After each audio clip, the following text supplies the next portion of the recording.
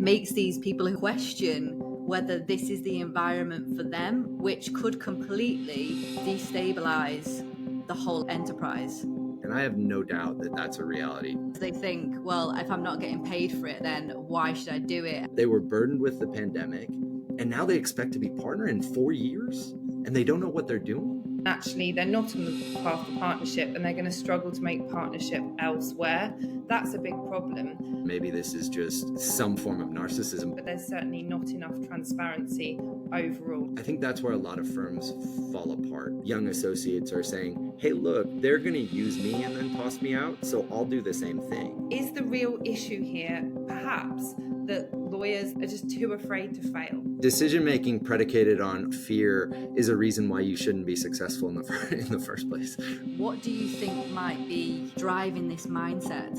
There were two things that really surprised me most about being behind the curtain involved in the partnership conversations. One,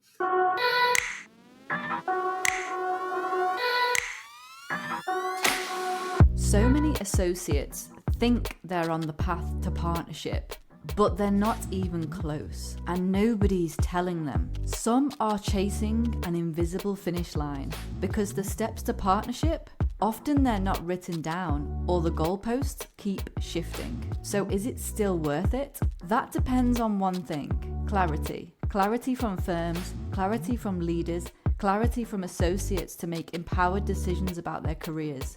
Because without it, we're fueling a cycle of disillusionment, quiet quitting, and talent loss. In this exclusive conversation with Brandon Renken, trial partner at Mayer Brown, and Helen Pamely, ex-Magic Circle lawyer and ex-law firm partner, we discuss why so many associates feel misled about the path to partnership, what really happens behind closed doors when partnership decisions are made, the silence around feedback and how it creates confusion and sometimes resentment, the surprising metrics that matter, how transparency or the lack of it can help shape the future of law firms. Helen, do you think that some firms make partnership aspirational rather than achievable to keep associates motivated? So I don't think firms are sitting around thinking, how can we lure associates in and dangle the carrot for them? But I think the issue is that often path to partnership processes aren't transparent enough. This means that it isn't explained well enough to associates along the way, and even the internal firm processes aren't clear enough.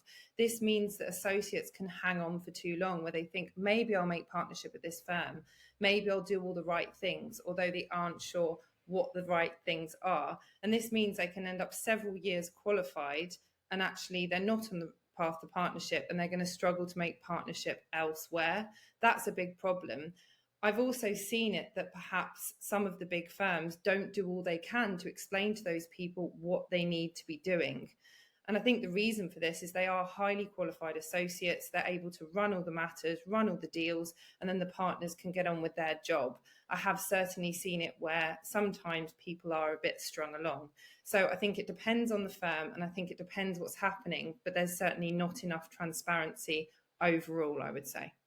Yeah, and I'm not sure I disagree with anything you said. I mean, I think it's very important from the get-go that there be some level of expectation. I think that, but I also think it's important that partnership remain an aspirational thing, right? I think that one of the problems we've seen, I saw this in my own career, is that compression due to associate salaries makes the jump to partnership less critical from a lifestyle or earnings perspective. I mean, like I said, my situation's a perfect example. I made about, not including buy-in, I made about $150,000 less my first year as a partner than I did my 8th year as an associate. And that kind of compression, and I'm not sure that happens everywhere, but there's some level of compression, especially for high performing associates at that transitional period. And then you have to take into account the buy-in too, if you're taking an equity stake, or even some non-equity partners have to do a buy-in, which at this point seems more of a retention tool than anything else. Like I said, I think it's important that there be some kind of expectation. Hey, we have an 8-year partnership track, we have a 10-year partnership track, we have a 12-year partnership track, whatever it is. And then there needs to be a second level of expectation. Hey, we have an 8-year partnership track, but nobody makes it their first year. So don't be frustrated by that. It's like a good test run for you to see if you have all your things in line. But a step beyond that, I think it's critical, like you said, Helen, that people know what they should be accomplishing, what they should be achieving, what they need to be able to do to make partner, because oftentimes that's an issue as well. Is that, hey, I work at a big law firm. I've kind of been used as a foot soldier to get the job done as efficiently and effectively as possible. And I'm very good at that. And I can do all aspects of the job. What else is there?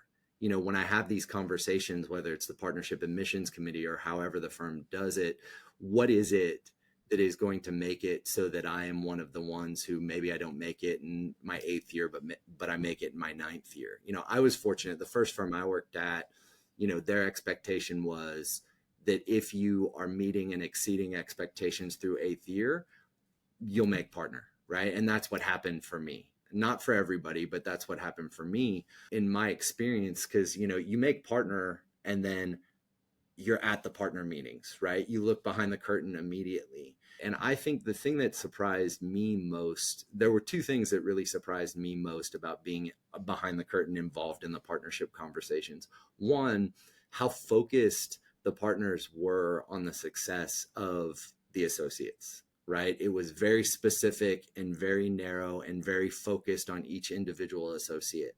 And look, that's not purely altruistic, right? I'm in the Houston office of a multinational law firm, not the firm I work at now, but my prior law firm. We're looking to continue to prove the success of the Houston office and the succession of the Houston office so that it will continue to be a focus of the business for the next, not 5 or 10 years, but 15 or 20 years, right?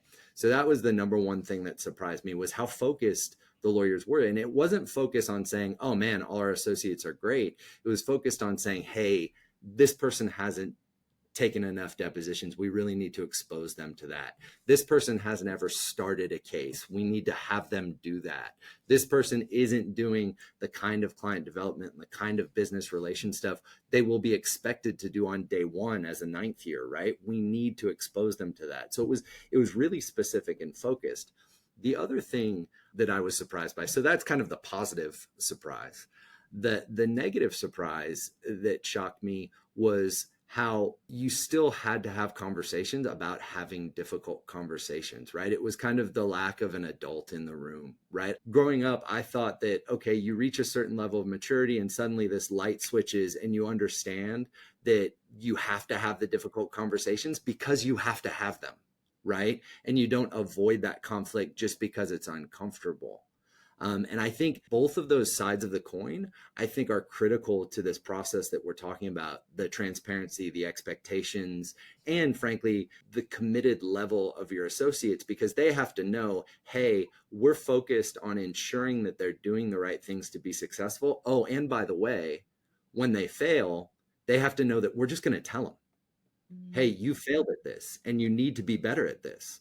The problem with that is that, especially, and look, I'm about to be an old man shouting at clouds, but that second part comes from both sides of the transaction. There has been, over the last few generations, and I've seen it in my career, not few generations, few years, and I've seen it in my career, not only a resistance to having the conversation, but a resistance to accepting it, right? It becomes that any criticism is wrong or bad or, you know, intentionally negative or abusive. And if you're expecting transparency and you're expecting to be able to succeed and to be empowered to succeed, you can't view it that way. You can't both demand feedback on the one hand, just kind of revert in shock anytime that feedback isn't positive, right? We have to encourage leadership and partners to have difficult conversations, and we have to encourage young associates and non-leaders, even if they're older associates or of counsel or junior partners or equity partners, whomever it is. But we have to encourage those people to not view difficult conversations as condemnations of who they are or what they're doing, but rather part of the environment that every enterprise should be trying to build, where, you know, I say iron sharpens iron a lot. And I think that has to be the environment that we inculcate. And that gets into, you know, I trust you to tell me when I'm doing wrong so that I can be better. Brandon, I just want to touch on something that you've just said. And in relation to what Helen has mentioned too about potentially the path to partnership being a bit like smoke and mirrors, do you think that when you say partners are not able to have potentially difficult conversations, they try and steer away from them in some cases, and this potential lack of communication between partners and the rest of the team or associates, do you think that this potentially creates a system where there is smoke and mirrors, because in actual fact the partners struggle to have difficult conversations and then the associates think that there isn't a clear route to partnership? Do you think this plays into it? Maybe not. I haven't ever really seen the smoke and mirrors aspect. I guess to the extent that I have, it's been a scenario where it's because decisions about people I work with every day are made by people who don't work with them every day, right? Because you're part of a large organization, right? But in my mind, from a performance perspective, I fully agree what I said is 100% true. Even adults have trouble having adult conversations about all kinds of things, even in the absence of those conversations, which everyone needs to get better at in both directions, to be clear. Even in the absence of those kind of conversations, at least in the law firms that I've worked at, and I think this is probably pretty well accepted across the board in United States law firms, the metrics are pretty easy to see. It's easy to see billable hours. It's easy to see the things that you're doing that are not billable but still benefit the firm. It's easy to see whether you're mentoring younger people, right? And so much of that is ticked and tacked, to use somewhat British vernacular. But so much of that is ticked and tacked that you can look back at it and you can say, okay, like I'm expected to bill 22, 23, 2,400 hours and I only billed 18. Somebody's going to use that against me. Where I think it gets a little bit more difficult is when we talk about second level metrics like realization, right? Because it is my feeling, my firm belief that when I ask an associate to do something, their response should be absolutely, and I'm going to do it as well as I possibly can, and we are going to go to bat for this client and we are going to provide the best possible service. I do not expect the associate to say, well, wait a minute, what does that client bill at and how quickly do they pay, right? And because I don't expect that, I don't think that associates should be criticized for that aspect of their performance. I think it's very difficult to justify having realization, with very few exceptions, right? If time is getting written off because of poor performance or because, that type of thing, for sure. But in terms of payment issues, or we've made a business decision to bill this client at X rate and it's a reduction of rack rates or typical rates. So all the work that associate does for that client is only getting an 80% realization, even if all of it's paid, right? Things like that. I think it's very hard to hold associates accountable for that because we expect them to do the work regardless. So just going back to this point of smoke and mirrors, Brandon, I found this really, really interesting because I've seen this from both sides of the coin. I've seen this actually from the associate perspective of they are too afraid to have the difficult conversations. I think it's a huge problem. I've seen people 10, 12 years qualified who are telling me, I don't know whether I'm on the path to partnership. And I say to them, okay, well, have you spoken to your appraiser or have you spoken to your boss or your partner, And they say, oh, no, I haven't. And I said, well, when's your appraisal? They'll say to me next week. And I'll say, well, are you going to bring it up? And they say, oh, I don't necessarily want to put them on the spot or I don't want to put them out. I've had these conversations. And I think Sure. It works both ways, that the lawyers or the associates, they're so afraid to put themselves forward and they're so afraid to hear the answer they don't want to hear. And so I wonder whether this comes to something deep in the lawyer psyche around failure. Is the real issue here perhaps that lawyers, that associates, maybe partners too, are just too afraid to fail? Possibly, but I mean, decision-making predicated on fear is a reason why you shouldn't be successful in the first place, right? I mean, I know that's harsh, but presumably, if you work at a big law firm that is very selective about who they hire, let's say there are 10 people that get hired with you, all 10 of those people are going to be relatively fungible. There are going to be 6 to 8 of them who do whatever above the law says or whatever book says they said to do. They will look like each other right? Because they're acting like associates have been told to act. One of them will be a complete failure and burnout. And then the last one will be the one who decides for him or his or herself, right? And in my experience, it's that last one who is not only the most interesting, but the least afraid, and frankly, takes the most ownership of their career. And that's what it's about, right? Because I am very much an enterprise first person. I think I've told you both this. When I changed law firms, it really challenged my own conception of my own integrity because I was putting myself before the enterprise, and it was really, really hard on me. I'm team first, enterprise first, even when that maybe doesn't benefit me as much as it should. I don't think one questioning the enterprise is necessarily an anti-enterprise situation. I don't think wanting to improve the enterprise is an anti-enterprise position. And I don't think that asserting yourself within the enterprise is anti-enterprise. You can be both pro you and pro enterprise at the same time. And frankly, I think you're better off if you are. I think that it gives my approach to my practice gives us something both culturally and business wise that we wouldn't have if I wasn't here. Right. And I think that's what we've talked about, or you both have talked about paving the way to partnership. How do you get to partnership? I think the way that you get to partnership, there's two ways, right? Doing what everybody else does and then getting really lucky and having a big client who gives you $10 million worth of work a year, or doing your own thing and making sure that people know it's valuable to the enterprise. Because there is so much serendipity involved with respect to client development, I think that relying on that is much more scary to me than relying on myself. And part of relying on myself is, and this is funny because I just said I was making a decision based on fear of the other, right? But part of relying on myself is not being afraid to assert myself. So that's super interesting, I think, Brandon, because that's sort of saying that actually you can assert for yourself and you can have a pro firm mentality. And I would completely agree with that, because that was the approach that I always had in my career. And actually, that's how I really stood out. I was prepared to question the system. I was prepared to say, actually, I don't think that necessarily should be done that way. I was prepared to say, you're not paying me enough, because I value myself, which then made them think, hold on a minute, maybe we're not valuing her enough. And I got what I wanted, right? So Right. is there something to be said here for actually really backing yourself and backing your firm at the same time that is totally missed generally? Yeah, for sure. Look, the salary question is an interesting one because often it is proposed as you pay me more or else, right? I think that's where a lot of firms fall apart. And I think that's where a lot of leadership falls apart. Like I said, and I keep saying on both sides of the equation, right? My response, obviously, this totally doesn't work.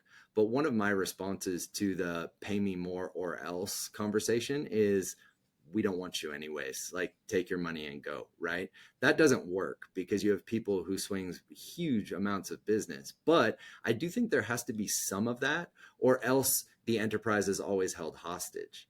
That being said, I think that the approach of someone who really cares about the future of the enterprise would never approach the question, the situation in that way in the first place, right? The conversation would be, I value this platform. I value this business. I value the relationships and the people that are here. And I don't feel as though I am valued in kind. I've preached this as long as I've been practicing law. But another thing that I think, especially right now in the current environment, businesses, including law firms, have to be able to capitalize on are non-salary based demonstrations of value. Because if we continue to pretend that, and like I said, everything I'm saying is both sides of the coin because I think both sides do it. But if we continue to pretend that 10%, 20% more, 30% more in salary is really going to change anyone's life, right, on either side of the equation, at the expense of good relationships, a good foundation, good leadership, we're just making a huge mistake. And what we'll end up with is everybody working wherever can pay the most and everybody else going out of business. And that's not a good outcome. That's not a good outcome for law firms, and it's not a good outcome for lawyers. I can promise you that. The number of friends and both mentors and mentees I've had the conversation with over the years of, hey, you know, I promise you that 20, 30, $40,000 more over the course of a year, even guaranteed for 2 years,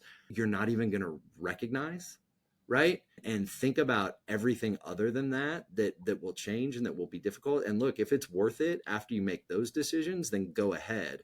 But if you're just saying, hey, $40,000, so $26,000 after taxes is a reason for me to take my ball and go home, I think you're making a mistake. And I really believe that. One of the things I talked about challenging my own integrity, one of the things that made me feel better about myself, and maybe this is just some form of narcissism, but one of the things that made me feel better about myself when I made the move is it wasn't for the money. The money was going to be the same or roughly similar. And I was making a change to challenge myself in different ways. And maybe that's just my primacy of interests, but I really do believe that this constant chase for, like I said, 10, 20, 30% more year over year is most often a mistake. And to be clear, I want to say I grew up super poor. I know that money matters. Like I'm not saying that economics and money and getting out of debt doesn't matter. I know all of that. What I'm saying is that all of those other changes cost.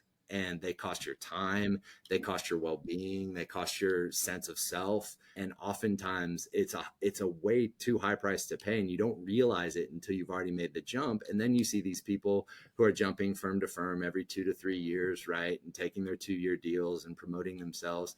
And that's fine too. I don't have any problem with that. You also see the flip side of that, of people who just jump into a miserable situation and then really don't know what to do. And I find it interesting what you say about the non-salary based demonstrations of value, because I think a lot of people, lawyers, associates, especially what I've seen in my experience, are not willing to do these things, these non-salary based things, because they think, well, if I'm not getting paid for it, then why should I do it? And I think it comes down to mentality, mindset. And I think, there's an impression, is what you've kind of touched on slightly. There's an impression that young lawyers are more interested in quick returns rather than contributing to the firm and the enterprise, as you say. What do you think might be driving this mindset? Part of it is the fact that they're in so much debt. We've all heard the story, at least in the United States, of getting out of law school, $200,000-$300,000 in debt, and just being so overburdened with it, especially with excessive interest rates, that you need to figure out how to pay it off fast. And then once you do, you're kind of already burnt out and want to move on. And I have no doubt that that's a reality for sure.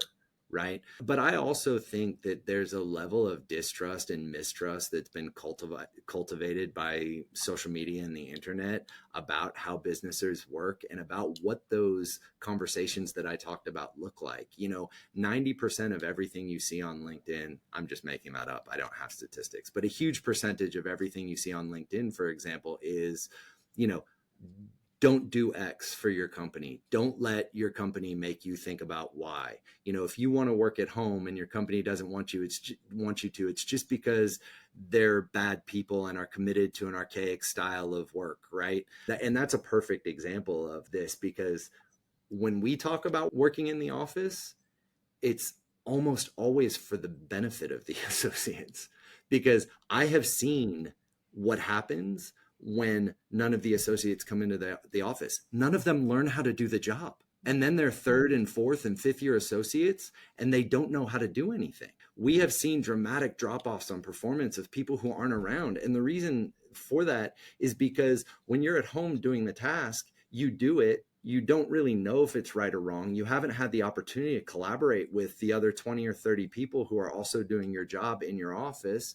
And it results in just this kind of vacuum of, okay, something's on my desk. I do my report or I do my work. I send it off. It gets filed. I don't know when. I don't know by whom. I don't know what happened to it. That loss of active and personal and spontaneous, I use the term serendipitous interrelationship and cooperation has really, really negatively impacted training. And there is no doubt in my mind about it. And that has nothing to do with me being a 44-year-old partner, or some of my partners being 60-year-old partners devoted to an archaic way of doing business. It has to do with us seeing these associates who are 3-4 years in because they were burdened with the pandemic, and I don't blame them for it, but they were burdened with the pandemic, and now they expect to be partner in 4 years and they don't know what they're doing. That's a huge leap, and it's a big hurdle. I really, really do believe that a lot of these conversations that are had about, like I said, in-office, hybrid work, whatever it is, really have to do with that, at least in the legal industry, because, well, and more specifically in litigation within the legal industry, because so much of this only works hands-on. You really have to roll up your sleeves and get to work, and you have to do it together, right? I think that also permeates into the conversations about lack of trust and lack of commitment and lack of enterprise values, right? Because when you really grow as a team is when you're stuck in the trenches, and you can't be stuck in the trenches if everybody's at their house logging in whenever they want to. I buy a book for all of the litigation section every Christmas, and it's like the book that I hope they read. And last year it was to speak to your non-salary based demonstrations of value. We're being taught, at least in the United States, that you don't have to have any accountability to be successful, right? That you can just ignore it or lie about it or pretend it didn't happen. We need to be teaching everybody we can in enterprises and business that that's not the case, that in fact, you should be accountable, and that accountability is a virtue. And that once you take accountability, everybody is better. And even if that's negative accountability, so fault or blame, that's what builds strong enterprises, not just pushing it on. And, all of this is coming around circle to those hard conversations I was talking about earlier, right? It's all kind of circling the same drain. Hey, Helen Pamely here. If you're an associate and listening and thinking, hey, that's me, I need a partnership plan, I need a strategy, I need to grow my book of business, well, the good news is you are in luck. I open up 2 coaching spaces each quarter to help associates go all the way to partnership. If that sounds like you, there are 2 ways to apply. You can drop me a message on LinkedIn, or you can fill in my coaching form. Both are linked in the notes to this episode below. Now, back to the episode.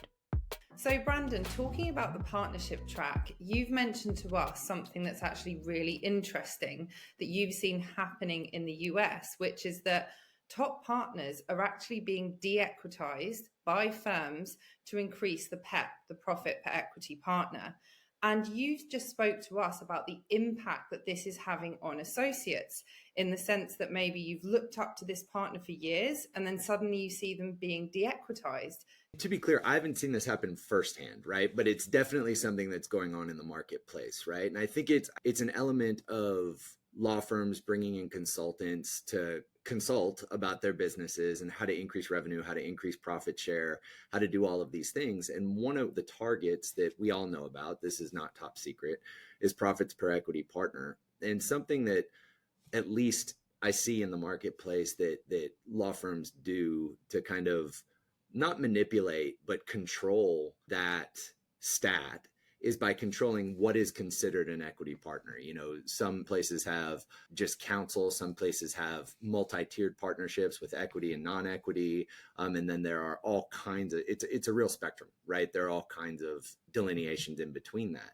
Like I said, I haven't seen this happen firsthand, but what I have seen and heard anecdotally in the marketplace is this concept that at law firms, I would think, especially in larger but not primary markets, like Houston is a perfect market for this to happen, right? Because every law firm is here, but some of the offices where I work in Houston are kind of more satellite-y. They're controlled by, Cleveland, Chicago, New York, just due to historical origins of firms or whatever it may be. Like I said, what I've heard anecdotally is that you will have high-performing associates who view certain partners as mentors. And not only do they view them as teachers, but they view their career trajectory as somewhat aspirational, right? Oh man, that partner seems to have it all. They work really, really hard, but they have a family and they have hobbies that they love. And I think all of those things are very important. You mentioned my article that, the 3 legs of the stool. And you see associates who want to work very hard and they want to contribute to the enterprise. And then they see these partners whose careers were aspirational for them essentially being demoted after 20 or 30 years of practice. Equity partners being de-equitized, non-equity partners being moved to a counsel role or something of that nature. And they see that within their organization, and it makes them think, oh man, this goal, this aspirational end of my career, not finish, but end, right? Telos of my career is no longer possible. I think that the people who are working at the firms and the people who are in these offices, I think they know that, and I think they consider it. But I'm not always certain that the people who are responding to the consulting recommendations do. I think sometimes that those actions are more, well, not more short-sighted, but more limited with respect to the potential. I'm going to use the word cultural, and I know that that's a dangerous term because everybody kind of feels and hears it differently. But I don't think everyone is acknowledging the cultural unintended consequences of some of these consulting recommendations at times. And I think that they can be really detrimental. And to the extent, and it's funny because, sometimes, Holly, when I go back and forth with you or you, Helen, it feels like kind of I'm the babe in the woods, talking about all these good aspects. And you guys are the ones who are saying, yeah, but, maybe this enterprise isn't really on your side. And I'm like, no, they are. Part of the reason I seem like that is because when I think about these problems and when I think about these concerns, I'm always thinking in the long term, because as I said, when we were talking, I'm enterprise first. And in order to be enterprise first, you have to be thinking about longevity and succession and all of those things. We can't financialize this industry, right? We can't make it quarter over quarter growth is the only thing that matters, because these are historical businesses that we hope have the integrity, and I don't mean that in the person to person, but just in the concept of the firm, right, to continue for another 100 years. And I really do believe that there are people who are very much entrenched in the management structure of these firms who share that outlook. But I also acknowledge that the consultancy aspect of this and the keeping up with the market aspect of this does play a role in how decisions are made and what those decisions are. There is kind of this race at all times to be seen as a super or ultra premium firm that gets super ultra premium work at super or ultra premium rates. And as a result, there is a certain amount of keeping up with the Joneses. Well, if they raise salaries in this way, I have to raise salaries in this way. If they raise PEP this way, I have to raise PEP this way. If they raise rates this way, I have to raise rates this way. I don't think we're ever going to truly escape that, but I do think that that has an impact on how young lawyers view potential trajectories at these firms. And I do think that that's one of the reasons why, over the last couple of generations or couple of classes, maybe, we've seen a lot of young lawyers who don't really think about their careers at a big firm as a long-term prospect. They just think, I want to make as much money as possible. I'll take 20% more. I'll take 30% more. I'll move wherever will pull me away, because this isn't really my future anyway, because that aspiration that I had to be like that person is not really there anymore. I think that has massive effects, because you want to have very skilled, qualified, business developing lawyers at firms, but you also want to have people who everybody looks at and goes, you know what? I would like to be like that person. And I think that's hard because there are a lot of lawyers that nobody wants to be like. So what does this mean then for younger lawyers, for associates? Does it mean that they're distrusting? Does it mean that they're not enterprise first in their mindset? And what does this mean for the future of law? I think that it can have that impact on decision-making and thought processes and commitment to things like culture and longevity and succession for younger lawyers, right? If they look at the people who are doing what they want to do, especially people who are skilled and capable and hardworking, and they say, that person wasn't really even able to be successful, right? Then it feels like running into a wall, right? And why would you keep doing it? I think it leads to this very negative connotation or interpretation of business decisions by law firms, where young associates are saying, hey, look, they're going to use me and then toss me out. So I'll do the same thing. And really, what you want, especially if you're going to be able to build, I think that building the culture and the relationships in the firm is critical to having those kind of relationships with the clients outside of the firm. I think that clients understand when there's a lack of authenticity in the relationship or the business development or the pitch or whatever aspect it may be, where you're kind of faking it for them.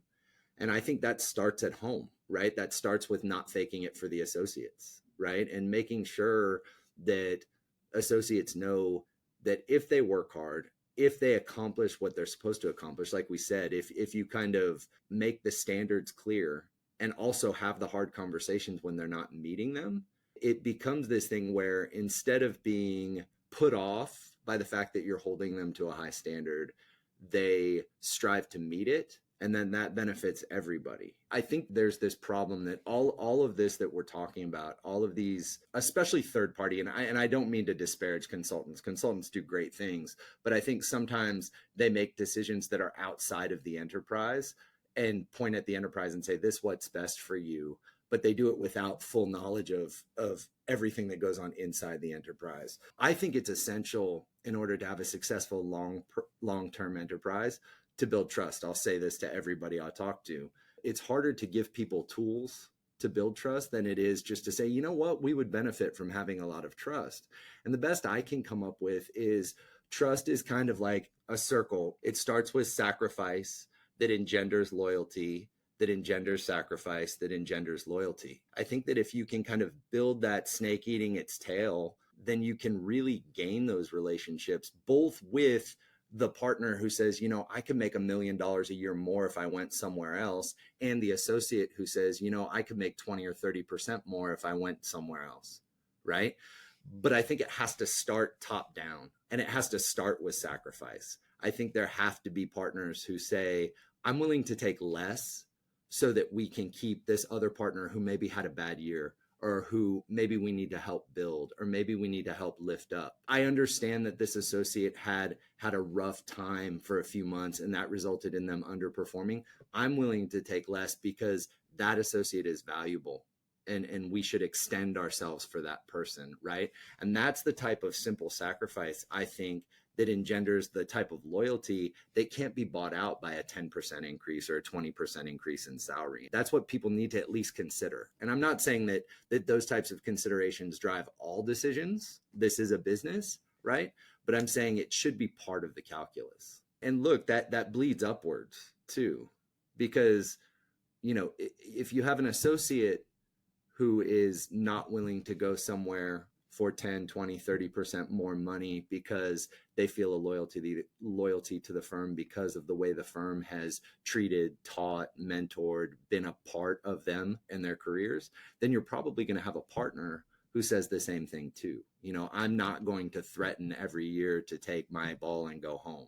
That's what matters, because we've seen it. You know, we've seen it, especially during the pandemic years, including into the last few years, of lawyers just threatening to leave, you know, throughout the marketplace. You know, we get reports and calls from headhunters all the time saying, hey, look, here's what the activity looks like and here's what's happening.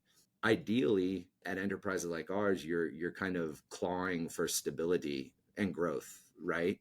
And in order to get stability, I think you have to have high trust, you have to have sacrifice, you have to have that kind of loyalty. It's the only way that it happens without just kind of crossing your fingers and going, well, we'll just pay everybody a little bit more. I don't think that works best. I do agree. I think going back to your point about, well, the example of the firms that are de-equitizing some of the partners, and going back to what you're saying about trust and loyalty and associates, I do think that it's quite risky. It's quite a risky move on the parts of the law firms who are de-equitizing these partners, because I think the issue that I had in law personally, and from what I saw around me, was the fact that the role models, which are the management leaders, partners, were the types of people or doing certain things that I didn't like the look of, and other people around me didn't like the look of. And we thought to ourselves, you know, we don't want to be like these guys. So is this really the right place for us? And so it's quite a risky move because it makes these people who are in lower down positions, the associates, the juniors, everyone on the ground, question whether this is the environment for them, whether this is the culture for them, and whether this is their future, which could completely destabilize the whole enterprise. What's interesting about that is there's another aspect of that that I think sometimes people just get wrong. And it's the concept that in order to be good at this job, or in order to be at the pinnacle of this job, you have to be everything, right? You have to be the leadership animal, you have to be the business developer, and you have to be the best lawyer, whatever kind of work you do. I think there are horses for courses. I think that sometimes we have to acknowledge, like, hey man, if you have a partner who is very, very good at the job, and that, or let's take it to the associate level. If you have an associate who's very, very good at the job and just wants to do that and is less good at the business development side, then maybe we figure out how to make a place for that person where their job is just to do the job. That may mean they never make equity partner, for sure. It may mean they never make partner, period. But I think you can have a very good path by just being really, really good at the job. And frankly, you're wasting resources if you force that person who's not good at business development to be the business developer. By the same token, there are people, one of the complaints you hear from young associates is about older lawyers who don't really bill hours anymore. Well, they're really, really good at bringing in the work, right? So we don't want them to. Right. And why would you force that person to sit behind their desk all day when what they really should be doing is developing business? Not everybody has to be everything. By the same token, there are some people who are really good managers, right? Really good law firm managers. They're very few and far between in my experience. But those people should be spending the bulk of their time on leadership and management, not business development and not billing hours. Right. And we should figure out ways to value all of those attributes rather than assuming, every managing partner also has to be a top billing partner, also has to have a top book of business, also has to be good at all the other stuff. I think that's a mistake because I think you're going to develop and to be clear, to take a back step, I think everybody should engage in business development. I think everybody should be encouraged to engage in business development. And I think 5th, 6th, 7th, 8th year attorneys who have figured out how to do the job at an expert level should be pushed out the door, right? And should be forced to do that. But that doesn't change the fact that there are going to be some people who are just less good at it, right? Just like every other skill. I think you get more bang for your buck with those people if you're not encouraging them to go out and essentially find new conflicts, right? Then you are just having those people do the work. And to the same extent, there are going to be some people who just don't want to be salespeople, but who are really, really very good lawyers. That's one of my mentors growing up, one of my best friends, right? She was an incredible lawyer. You had to bet the company case, you came to her. You had a case that couldn't be salvaged, you came to her and she found a way around it. And we won a bunch of trials together. She wasn't super interested in marketing herself or being a salesperson, right? And as a result, in my opinion, there were times when she was undervalued by the firm, or where she was punitively valued by the firm for not doing everything, when in real life, you probably didn't want her doing everything. Not because she wouldn't have been good at it, but because it was such a labor for her that it took more time than doing the work did, right? There wasn't a one-to-one correlation between exchange of hours. I've actually been thinking about that aspect of this a lot, of how in modern law firms, in order to be the most successful, they expect everybody to be everything: the perfect manager, the perfect business development person, the perfect lawyer. It's very rare that anybody is any of those things, right? So forcing everybody to be all of those things, I think is a strategic miss. We are so excited to help you unlock LinkedIn's potential with our LinkedIn Starter Pack for lawyers. Across 11 chapters, we'll walk you through creating a profile that stands out, crafting content that connects, and building a network that works for you. It's designed to help you take your career or business to the next level. It's completely interactive, so it's not like reading a dull book on marketing. Go to the link in the description of this episode For more information,